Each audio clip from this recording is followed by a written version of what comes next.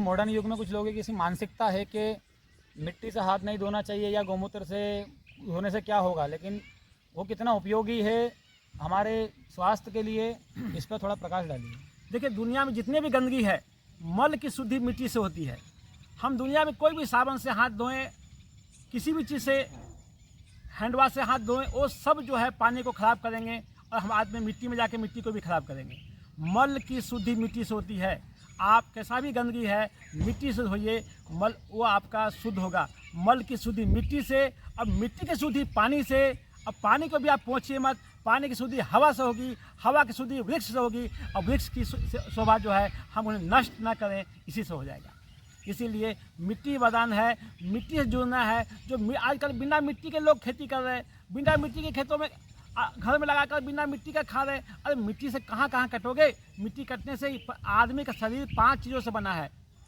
मिट्टी है, आकाश है, हवा है, पानी है, अग्नि है। ये 5 चीज़ें उनके जरूरी है। हम मिट्टी से कट गए तो 20% तो बीमार उसी से हो जाते हैं। अरे मुंबई में बाढ़ क्यों आता? पूरे पक्का कर दिए हैं। पक्का करने से थोड़ा भी पानी ज़मीन में आता ही नहीं। जो है नालियाँ भी भरी पड़ी प्लास्टिकों से, थोड़ा भी हाहाकार हो गया, भगवान उनकी सुनते हैं, पानी बंद हो जाते हैं, हमें तकलीफ होती है। तो हमें मिट्टी ज़रूरी है। हमारे ज़मीन पर गिरने वाला मिट्टी के अंदर जाएगा, वो संग्रह होके हम आगे के 8-9 महीने पानी पिएंगे। मिट्टी कितना बड़ा टैंकर है, हम छोटी टैंकर बनाते हैं, करोड़ों रुपये खर्च करते हैं, लेकिन इतनी बड़ी टैंक व्यवस्था है, हम नष्ट न करें। इस मिट्टी को साबुन से, दूसरे केमिकल से, घर में बर्तन धोकर ये करके अपने हाथ शरीर सब नष्ट न करें। जहाँ भी है मिट्टी और गाय के गोबर का राख का उपयोग कीजिए, प्रकृति अपने आप सही हो जाएगी। मिट्टी से जुड़े हैं तब तक सब कुछ से जुड़े हैं।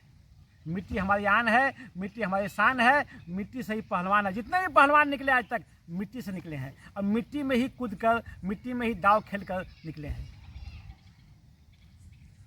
बहुत बहुत बढ़िया, बहुत बढ़िया, बहुत अच्छी बात बताई सर ने कि मिट्टी ही वरदान है। किसान ग्रामीण क्षेत्र में अगर आज देखा जाए रेशो कोरोना पेशेंट का, किसी भी बीमारी के पेशेंट का, तो 0.1% हो सकता है, या वो भी नहीं, क्योंकि ग्रामीण क्षेत्र में जो रहने वाला किसान है आज तक बीमार नहीं पड़ता। उसकी औसतन आयु भी 80 वर्ष से ऊपर होती है।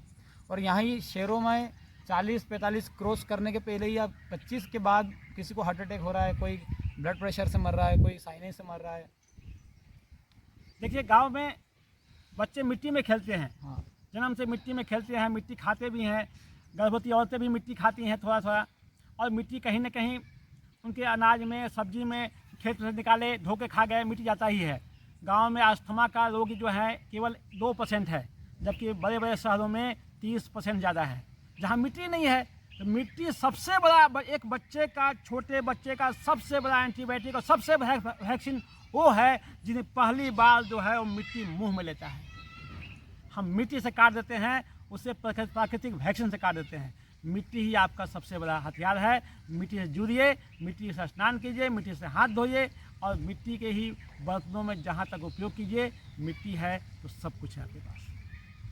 और मिट्टी से उत्पादित किया हुआ ही आहार खाइए। ऐसे आहार जो प्लास्टिक में, जो पॉली हाउस में पैक होकर के न हवा, न प्राकृतिक हवा, धूप, हवा, पानी से काट करके जो बनाए जाते हैं, वो भी उन्हीं के लिए अच्छा होगा जो खुद भी नेचर से कटे हुए हैं। हम जैसे लोगों के लिए वो खाने से काम नहीं चलने वाला है।